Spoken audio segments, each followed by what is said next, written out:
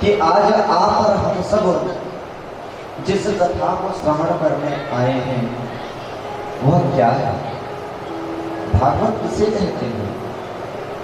हर एक व्यक्ति का जीवन में अपना समय बहुमूल्य है। आज हर एक व्यक्ति अपने काम छोड़कर कथा सुनने आए हैं। ऐसा क्या है श्रीमद् भागवत जिसे श्रवण करने के लिए आप सब अपने घर का कार्य छोड़कर यहाँ उपस्थित हुए हैं? अपना व्यापार छोड़कर, घर का काम छोड़कर, हर चीज को छोड़कर आज आप सब क्यों एकत्रित हुए हैं? भागवत किसे कहते हैं? 7 दिन तक कथा श्रवण कराएं, लेकिन आपको पता न हो कि भागवत क्या है, फिर उसका अर्थ नहीं होगा। इसीलिए सबसे पहले भागवत से आपको परिचित कराएं। इदं स्वरूपम भागवतम। ये भागवत कोई पोथी नहीं है, कोई पुराण नहीं है, कोई पुस्तक नहीं है। अगर कोई पुस्तकों को सबसे ऊंचा दर्जा दिया जाए तो हमारे हिंदी साहित्य के शब्दकोश में ग्रंथ कह सकते हैं। शायद ग्रंथ से बड़ा शब्द हमें ना मिले। ग्रंथ कह दें, महाग्रंथ कह दें, इसीलिए इसका नाम ग्रंथ है। लेकिन ये न पोथी है, न पुराण है, न पुस्तक है। ये तो केवल और केवल साक्षात मेरे कृष्ण कन्हैया की वांगमय स्वरूप है। ये भगवान साक्षात श्रीमद् भागवत में प्रवेश किए हैं। तेनेयं वांगमय मूर्ते प्रत्यक्षा वर्तते हरे। श्रीमद् भागवत महात्मा के 3 अध्याय के 62 नंबर श्लोक में बताया गया है, तेनेयं वांगमय मूर्ते प्रत्यक्ष वर्तते हरे। यहाँ अनेक व्यक्ति हैं, लेकिन हर एक व्यक्ति आकर कथा नहीं सुन सकता। ये तो कथा केवल और केवल जिसे किशोरी जी चाहती हैं वही इस कथा को रसपान कर सकता है। जब तक किशोरी जी की कृपा ना हो तो कथा श्रवण करना असंभव है। ये राधा रानी की ही विशेष कृपा है कि आज मुझ जैसे अपात्र को पात्र बनाकर यहाँ बिठाकर आप सबके बीच में कथा श्रवण करा रहे हैं। ये केवल और केवल भगवान की कृपा है, मेरे राधा रानी की कृपा है। भागवत का अंग अंग श्री राधा रानी के साथ जुड़ा हुआ है। भागवत का हर एक शब्द में राधा रानी का नाम है। भागवत का हर एक शब्द का अर्थ राधा है, हर एक शब्द राधा। अगर भागवत से राधा तत्व को निकाल दिया जाए तो भागवत आधा है प्यारे, आधा है। आधार है भागवत की अधिष्ठात्री श्री राधा रानी। हाँ, ये मान सकते हैं कि स्पष्ट रूप से व्याकरण की दृष्टि से अगर निकाला जाए तो राधा शब्द हमें प्राप्त नहीं है, क्योंकि सुखदेव जी ने गुरु माना है। लेकिन एक भाव की दृष्टि से अगर देखा जाए तो हर एक स्थान में राधा ही राधा है, राधा ही राधा है।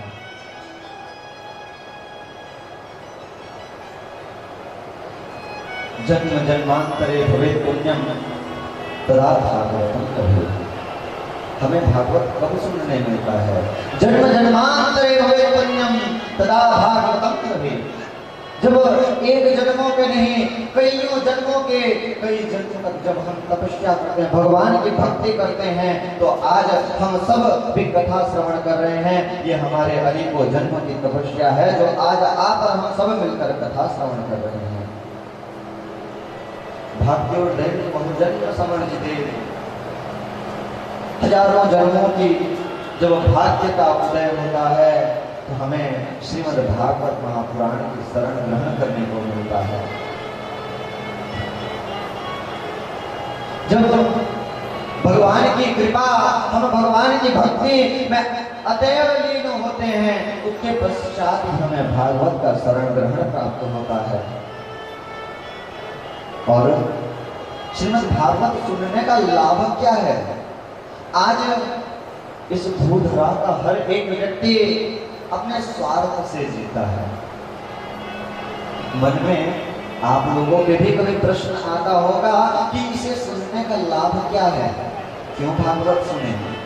हम खाना खाते हैं, इसमें भी स्वार्थ है कि हमें किसी से ताकत मिलेगा तो चल फिर सकेंगे, तो इसमें क्या हमें लाभ है, कथा सुनने का क्या लाभ है। और आप सब आभास किए होंगे, निरंतर कथा सुनते ही आए हैं। कथा सुनते वक्त हमारे शरीर में जमानियां आती हैं, नींद लगता है, कारण क्या है। एक उदाहरण से समझाऊं। एक व्यक्ति है, एक उसका घर है, उस घर में व्यक्ति कब्जा कर कई वर्षों से रह रहा है। कोई दूसरा व्यक्ति आकर कहे कि आप जाइए, ये घर में हमें रहना है, घर छोड़कर जाइए, तो क्या पहला व्यक्ति जो कब्जा करके रखा है वो उसे रोकेगा? नहीं रोकेगा, उसे भगाने की कोशिश करेगा। ठीक इसी प्रकार हमारे इस तन में, इस तन रूपी घर में पाप निवास करके बैठा है प्यारे। पाप निवास करके अपना घर बनाकर बैठा है। और जब आप और हम सब मिल करके जब भगवान की इस अनन्य भक्ति में जाते हैं, कथा को श्रवण करते हैं, जब यहाँ का पुण्य हमारे हृदय में प्रवेश करता है तो अंदर का पाप कांपने लगता है। कंपन्ति सर्व पापानि सप्ताह श्रवणवे, पाप कांपने लगते हैं प्यारे। जब आप और हम सब कथा सुनते हैं, उसका पुण्य जब इस धरा में जाता है, इस हमारे तन में आता है, तो हमारे शरीर का पाप कांपने लगता है। तो उसे जाना पड़ेगा, अब उसे जाना पड़ेगा। और पाप रोकता है इसीलिए कि नहीं आप मत जाओ कथा में। और पहुंच भी गए तो वहां विघ्न डालने की कोशिश करेगा, आपको बार बार नींद से परेशान करने लगेगा।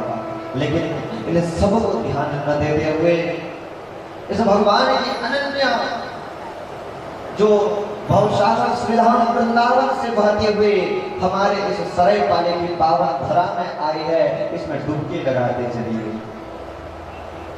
देखिए श्रीमद् भागवत हमारे पास दो गंगा है, एक है भागीरथी गंगा और दूसरा है भागीरथी श्रीमद् भगवती ज्ञान गंगा। आप भागीरथी गंगा में डुबकी लगाएंगे तो आपको डर है कि कहीं डूब सकते हैं, आपको सर्दी लग सकती है। लेकिन आप और हम सब के बीच में जो बहती हुई श्रीमद् भगवती ज्ञान गंगा है, इसमें जितना डुबकी लगाएं आपको आनंद ही आनंद प्राप्त होगा। इसमें डुबकी लगाते रहे, आनंद ही आनंद प्राप्त होगा।